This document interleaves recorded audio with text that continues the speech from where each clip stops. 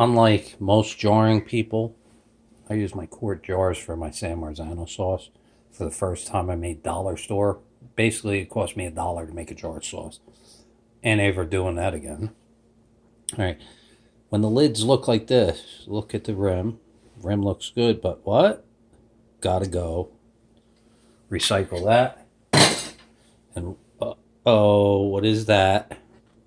I wash them, let them dry.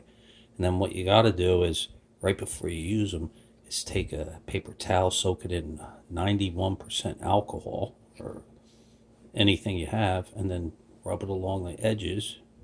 This way it kills anything that's bad. If you don't have 91% alcohol, use bleach and rewash.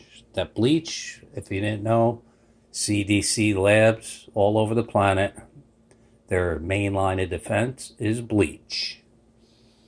And it doesn't have to be, I can't say a name, but top of the line, it can be garbage bleach. Bleach is bleach. When they look like that, they got to go right into the recycle bin. All right, I hope that was informative.